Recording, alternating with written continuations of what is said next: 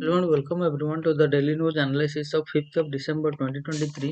तो important article Hindu newspaper से UPSC perspective से जितने सारे हैं, पहला जो है cyclone triggered rain bring Chennai to a halt claims 6 lives. One third of all 2022 suicides were of daily wage earners, farmers says NCRB report. Needless diversion center committed to increasing the strength of women in defense forces, says Modi. India-US can work through differences constructively. Then the need to transform agri-food system. Then mapping the socio-economic changes in the lower Kaveri delta. First article जो है cyclone Michigan के ऊपर नीचा होंगे sorry cyclone triggered rain brings Chennai to a halt, claims 6 lives.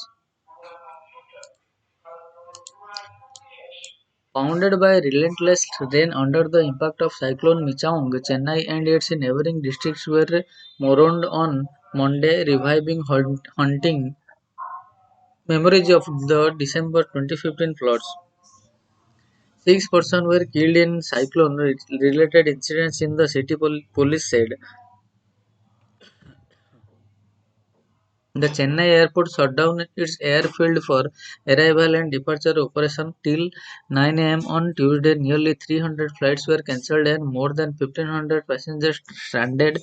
Southern Railway called many long-haul trains coming to the city were terminated at the Chengalpattu, causing inconvenience to hundreds of passengers.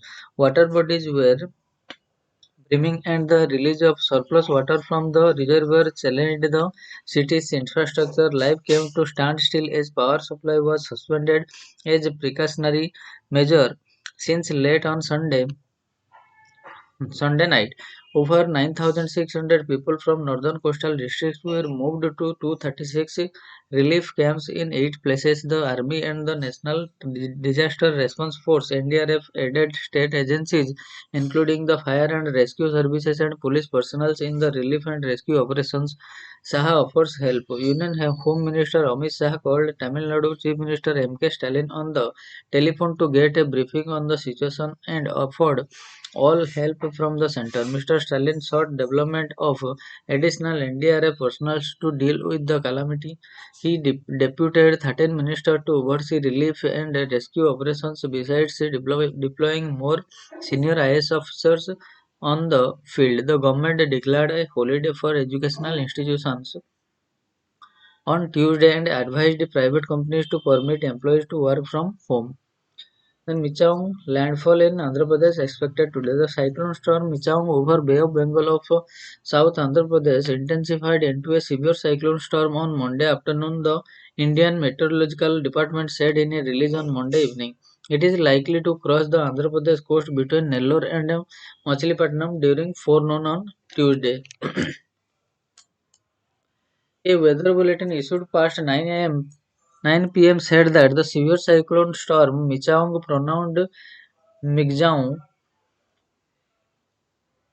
over west central and adjoining southwest of Bay of Bengal, South Andhra Pradesh and adjoining North Tamil Nadu coast moved north-northwestward with a speed of 10 kilometers per hour during the past 6 hours and less entered at 5:30 p.m. over west central Bay of Bengal of South Andhra Pradesh and adjoining North Tamil Nadu coasts about 80 kilometers southeast of Nellore, 120 kilometers north-northeast of Chennai to 10 kilometers south of Bapatla and 250 kilometers south-southeast west of Machilipatnam.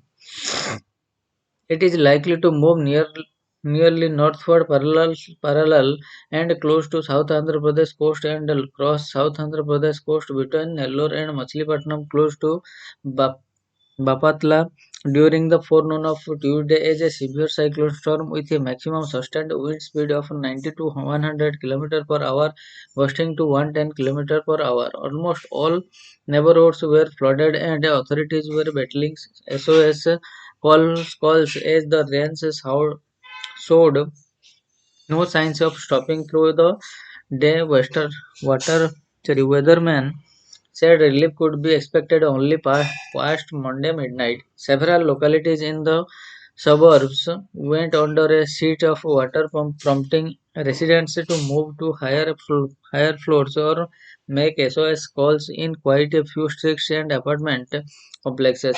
Parked car and other vehicles were either moored or seen floating or being washed away by the force of gushing water. The army and the NDRF rescued residents on the boats in some areas.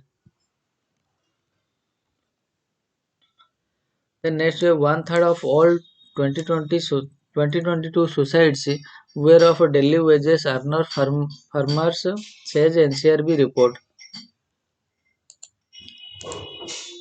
India reported a total of over 1.7 lakh suicides in 2022, nearly one third of whom were daily wage earners, agricultural laborers, and farmers. The National Crime Record Bureau (NCRB) accidental deaths and suicides in India a- ADC 2022 report said. The report, along with NCRB's annual crime in India 2022 report, was released on Sunday night just as counting of votes was wrapping up in Rajasthan, Madhya Pradesh, Chhattisgarh, and Telangana. The latest crime in India report showed an overall increase in crimes and atrocities committed upon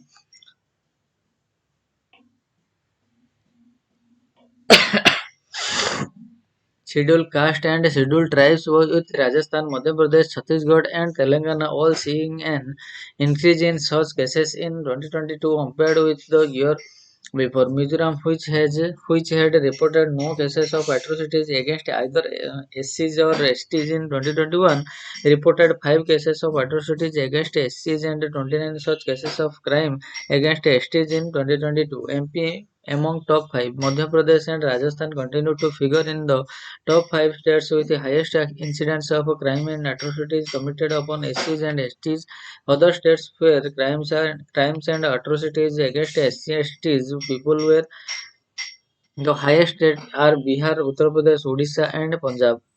Increase in UAPA case. Further, the Crime in India report showed that cases of offences against the state had also increased marginally in 2022 compared with the previous year, showing about a 25% increase in cases registered under the Unlawful Activity Prevention Act UAPA. Cases under the sedition section of the Indian Penal Code saw a dramatic dip on the other hand, possibly owing to the Supreme Court's May 2022 decision to keep sedition's case in abeyance. Fake currency note.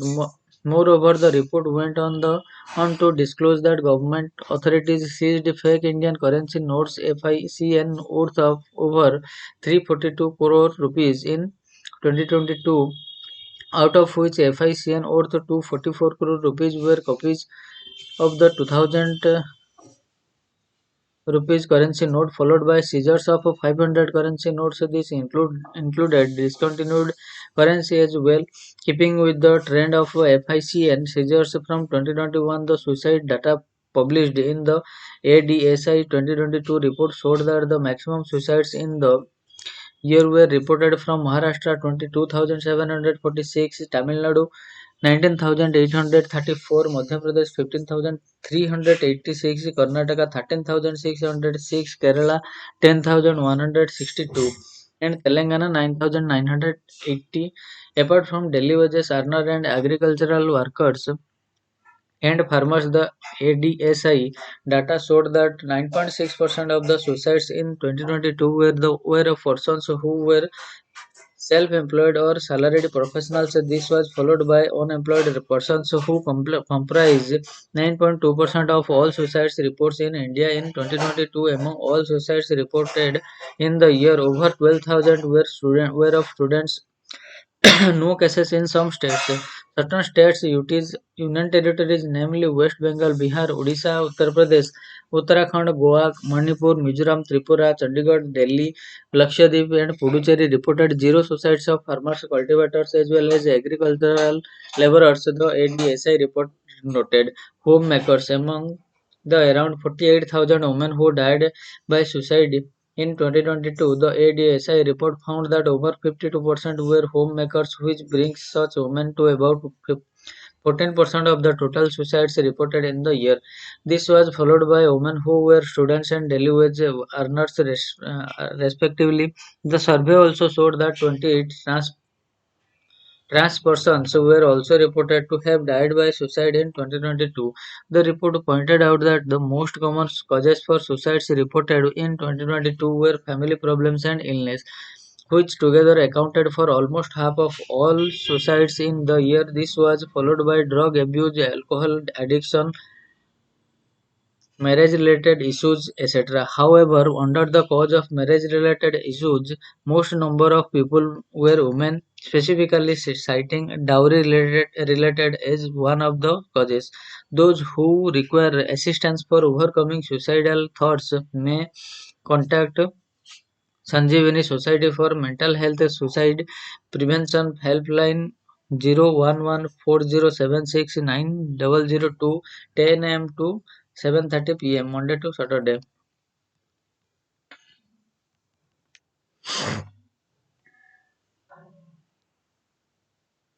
The next is needless diversion.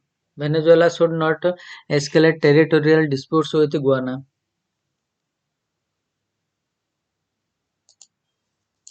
Venezuela's move to hold a referendum on whether it should exercise sovereignty over SAQB, a vast oil-rich disputed region that is now part of neighboring Guyana, has caught open old wounds and inflamed tensions between the South American nations. According to Venezuela's electoral authorities, more than 95% of the voters supported the country's claim. It is not clear what the government of President Nicolas Maduro is going to do next, but the fact that he held the referendum with just months left for the next presidential election suggests the leftist leader might keep the border tensions alive. Venezuela has always retained claims over Essequibo, which it says was stolen when the north-south border was drawn by colonial powers over a century ago. In 1966, Venezuela and the UK entered into a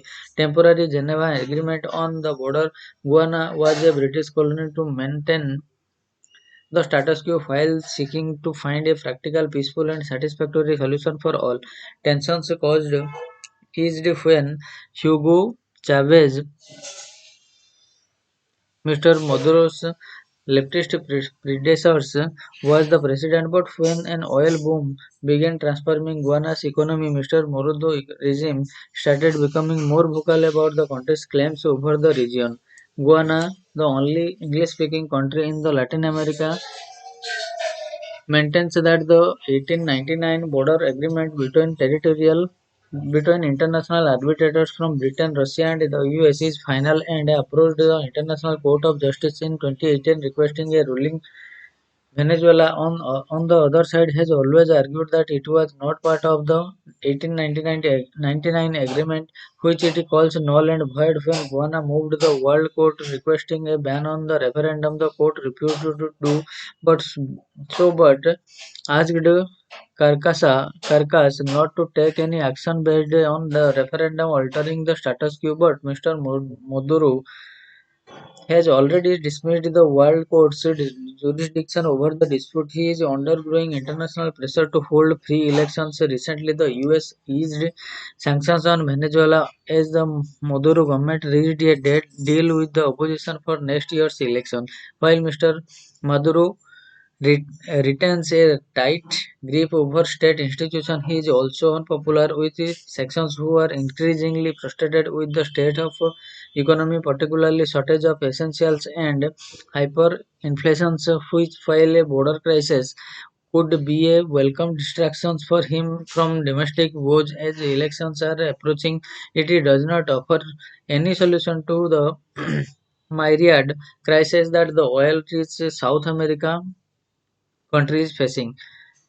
If anything, a border conflict would make the situation worse. Mr. Morado should refrain from taking any unilateral actions and continue to try and resolve the territorial issue with Guyana through talks in the true spirit of Geneva agreement. The next is center committed to increasing the strength of women in defense forces, says Modi. Prime Minister Narendra Modi on Monday said the government was committed to increasing the strength of women in the armed forces. Today, India is setting bigger targets for itself and is utilizing its full potential to achieve those targets. Mr. Modi said Sindhu Durg district on the Konkan coast of Maharashtra on the occasion of the Navy Day. The Prime Minister, who earlier unveiled a statue of Chhatrapati Shivaji at the Rajkot Fort, said that the India of today was a sacking of the slave mentality by moving forward, inspired by the ideals of the 17th century Maratha warrior king. The Sindhu Durg fort instills a feeling of pride in every citizen of India, Mr. Modi said while lauding Shivaji's foresight in recognizing the importance of naval capabilities for any nations. With pride in our heritage, I am proud to announce that the ranks in the Indian Navy will be renamed according to Indian culture. We are also working on increasing women power in our defense forces. I want to congratulate the Navy for appointing the country's first woman commanding officer on a naval ship, Mr. Modi said. Paying homage to rich maritime heritage of the Shivaji, he said that the warrior king's seal had inspired the new naval design that was adopted last year when he had commissioned the first indigenous aircraft carrier INS Vikrant. He said that the union and the state government were determined to preserve the forts built during Shivaji's period, stating that hundreds of crores of rupees were being spent on the conservation of those heritage sites throughout Maharashtra, including the Konkan. Mr. Modi said this would increase tourism in the area and create new employment and self employment opportunities. Next article: India US can work through differences constructively.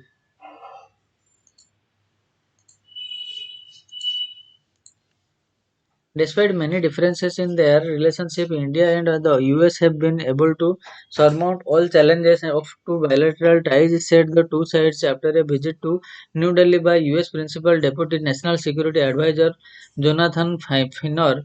The first high level meetings since the US indictment linked an Indian government official to an assassination plot last week.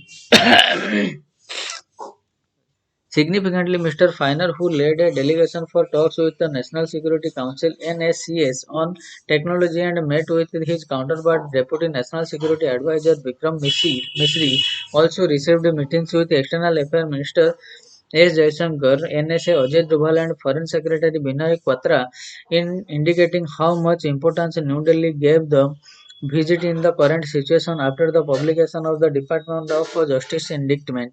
Difficult issues remain.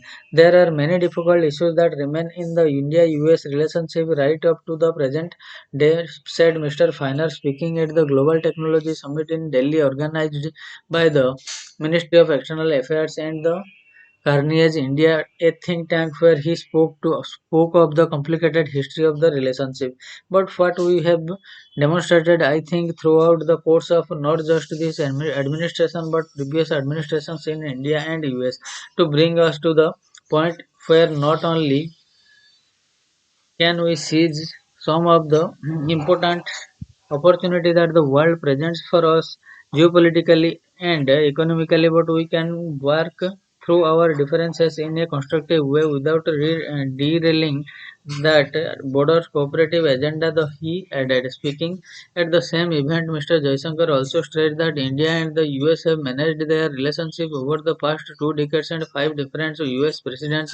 The data clearly indicates a certain stability and that there is enough investment on both sides and structural soundness to the relationship, Mr. Jaishankar said, adding that from an Indian perspective, India-US relations are currently proved against political checks. No talks of indictment. Neither sides referred directly to the issue of the indictment that has been that has seen the arrest of an Indian national named Nikhil Gupta after an elaborate investigation that involved an undercover US law enforcement officials posing as a hitman in a case where the US Department of Justice claims an Indian government official directed a plan to assassinate Khalistani separatists wanted by India, including Sikh for Justice leaders and US National Gurpatwant Singh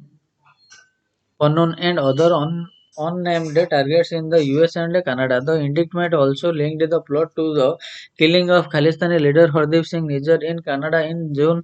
The revelations in the indictment were called a matter of concern by the MEA that said a high-level inquiry committee had been constituted to investigate the US allegation, although it had earlier dismissed the Canadian allegation over the Nijjar killing.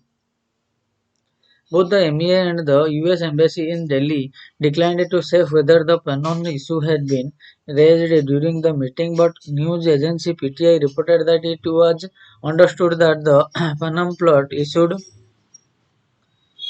figure in the meeting between Mr. Jaishankar and Mr. Feiner.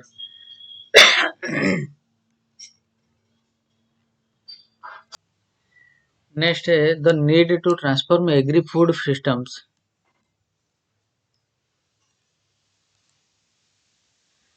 A groundbreaking report from the United Nations Food and Agriculture Organization (FAO) published earlier this month has laid bare the staggering hidden cost of our global agri-food system, suppressing an astonishing $10 trillion in middle-income countries like India. These costs constitute nearly 11% of the GDP, which manifests as higher poverty, environmental harm, and health-related impacts, including undernourishment and unhealthy dietary patterns.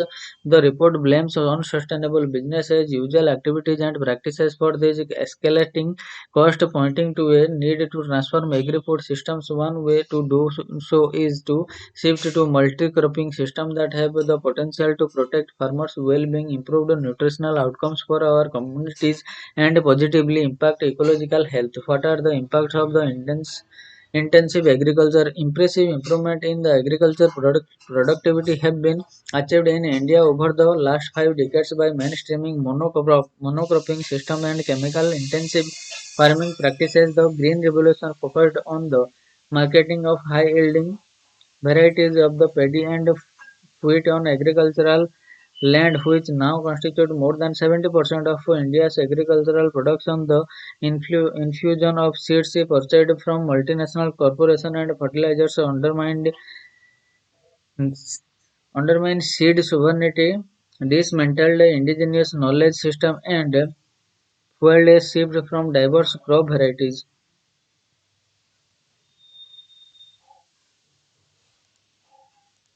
and staples such as pulses and millets to monoculture plantations. This trend also compromised the nutritional needs of households and resulted in adverse ecological consequences, including excessive extraction of groundwater. This privatization and deregulations of agricultural inputs also increased indebtedness among agrarian households. In 2013, the debt to asset ratio of a farmer's household in India was 630% higher than in 1992. Agriculture in India has increasingly become unviable. The average monthly household income of a farming household sits at 10,816 rupees, which are the crops being favored. Under the National Food Security Act 2013, 65% of households, around 800 million people in India, are legally assured a right to food at subsidized rate through the public distribution system and welfare programs such as the Integrated Child Development Services and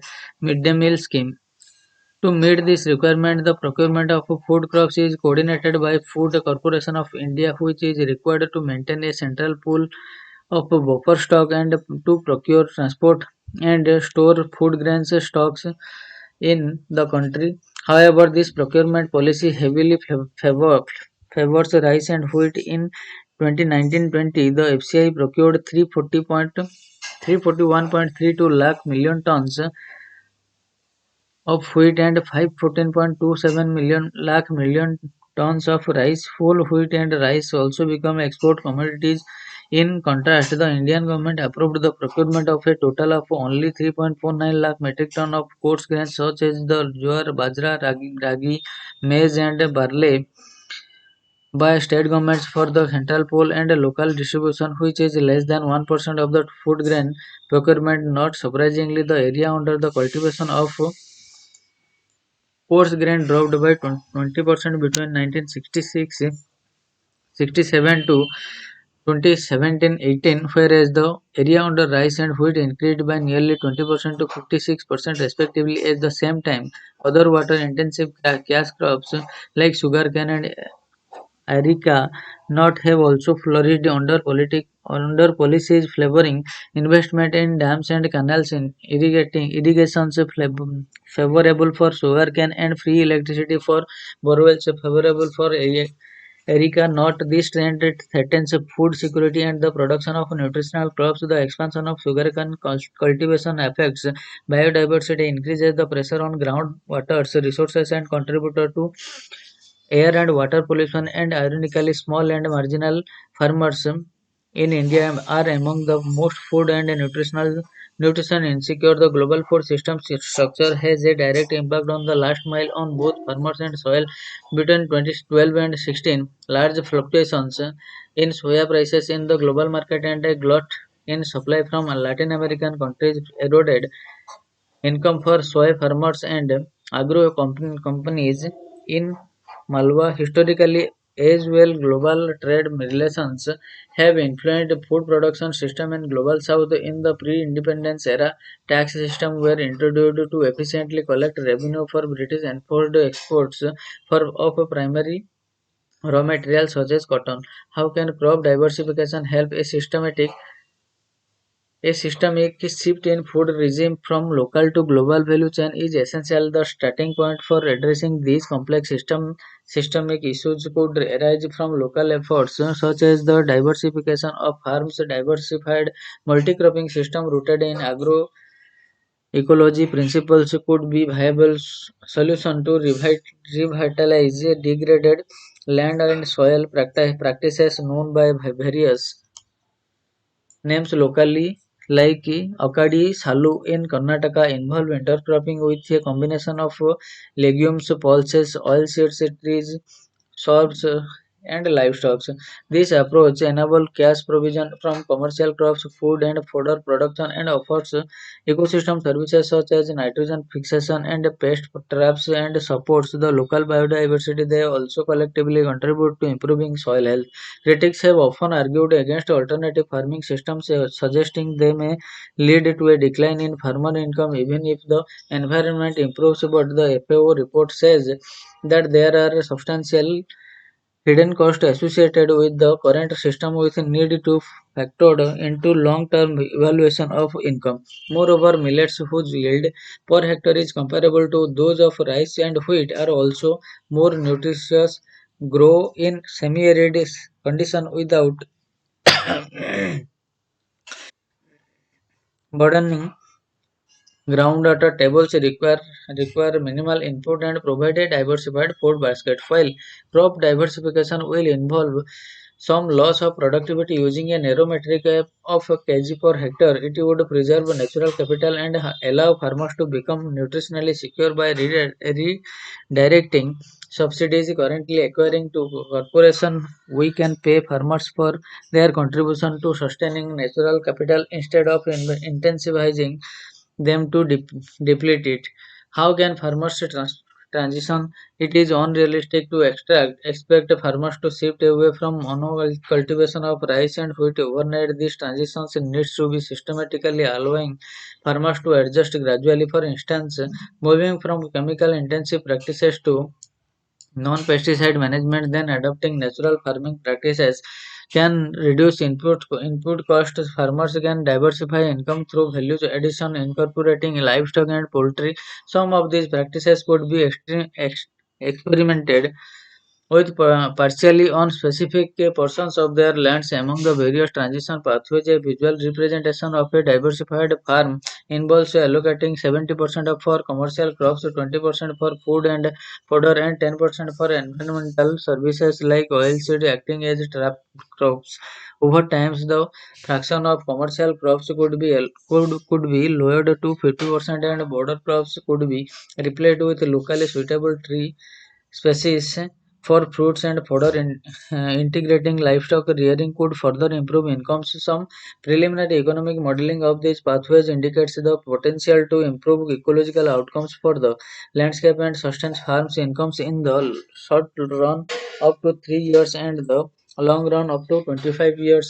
However, addressing challenges related to local seeds, institutional arrangements for market access, drudgery, and the need for farm labor is crucial when envisioning such a transition. Scaling up these practices requires collaboration among institutions, policymakers, and social groups to articulate economic incentives for farmers to shift from high input monoculture to diversified droppings. मैं आज का last जो article है mapping the socio economic challenges in the lower Kaveri Delta.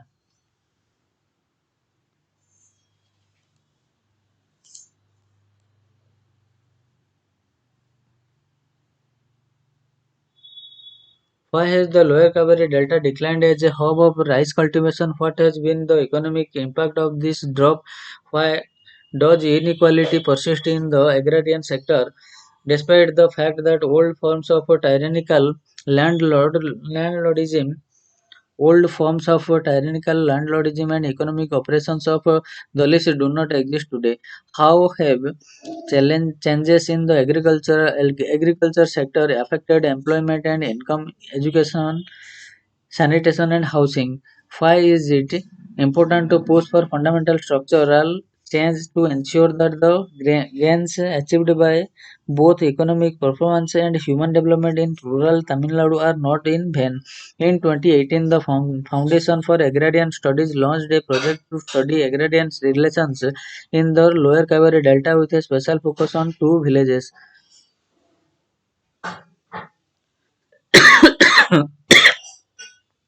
This volume, part 7 of the Agrarian Studies series, edited by Mathura Swaminathan, V. Surjit, and V. K. Ramachandran, attempts to answer these questions by mapping the economic and social changes from socio-economic surveys conducted at Palakurichi and Bhenmani, two villages in Tamil Nadu. While Palakurichi is in Kilvelur Taluk and has been focus of study by economists since the early 20th century. The Bhenmani village includes the hamlet of Kila Bhenmani, where on December 25, 1968, 44 Dalit men, women, children were pulled into a hut and set on fire. Both villages lie on the tail end of the Kaveri irrigation system and thus are deeply affected when there is a fall in Kaveri water supply. In the introduction, Ramchandran and Swaminathan point out that the lower Kaveri Delta was known for its cultivation of rice and agricultural surplus and for the particularly harsh and cruel and often inhuman form of exploitation and oppression on the working people by the feudal landlords and the state. Today, the old crop regime and cultivation have changed as have the relations of production and the brutal form of district direct discrimination that were the mainstay of the old agrarian region. The key changes from the survey data, the reference year for cultivation is 2018-19.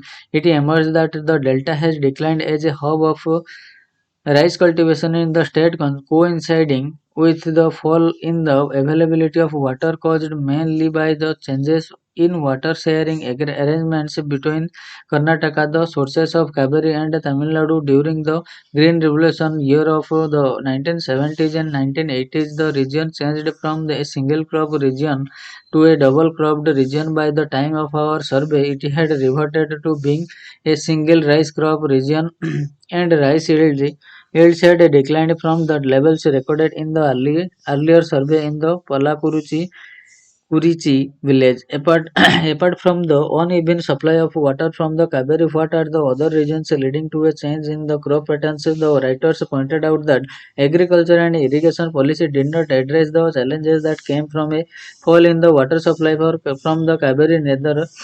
Neither were crops suitable for a new water region introduced nor were micro level irrigation system modernized with the droughts in the Delta in 2022, 2002, 2002, 2008 and 2012 and 2016 and floods and devastations caused by cyclone Gaza in 2018. It is clear that the region needs a crop regime and an agricultural policy that are suited to a region of intermittent drought and cyclone activity. Another important feature the writers observe is that through the gains of the Green Revolution began to author no major new sources of economic activity or production other than crop, particularly rice production developed concurrently in the two villages. Social differences. Though the writers agree that the operations of agricultural workers and Dalits has eased, landlords still a seat atop a hierarchy where acute inequality persists. The top landlord families, which constitute 2% of household in the Palakuruchi, owns 38% of agricultural land held by all households at the Venami. 1% of landlord household own 18% of all land. Landlords owned the most and the best land in the villages and did not work at any of the major agricultural operations. With access to higher education, their household have greater access to sources of non-agricultural employment and modern salaried incomes at Palakuruchi and Bhenamani. Landlessness is still high, but Dalit households do owe some land in both villages. The very fact that Dalits now own land represents a historic change in the land ownership structure of the lower Kaveri Delta villages divided into five sections. The volume adds to the tone by describing the two villages Palakuruchi 1916 to 2019 by V. Surjit Venaman in 2019 by C. A. Setu and profiling the socio-economic classes written by Arindam Das, Rakesh Mahato, Parvati Menon and B. K. Ramachandran. With empirical evidence from the household survey conducted in 2019, the writer found that the largest class in the villages is a class of wage laborer engaged in multiple agricultural and non-agricultural jobs. Other sections go into irrigations and water availability, resources, landholding, livestock, assets, credit, and indebtedness, which provide in an depth analysis of the economic situation of the villages, earning and living standards, including a chapter on the impact of COVID-19. Conclusion. In the lower Kaveri Delta region, there have been historic changes in the relations of productions in which decades of class and anti-caste struggle by Dalit and the left have played a key role, but at the same time, the writer quoting the economist C.T. Koren and backed by data from the two villages conclude that there are limits to the success of the growth without a structural change in the economic development, employment, and the reduction of social economical inequality. Tamil Nadu stands substantially ahead of poor performers among Indian states, but because of countryside has not seen the upheaval in production relations that comes from land reforms, acute inequalities of class, caste, and gender persist. These take new forms in the circumstances but are nevertheless deeply embedded in the society.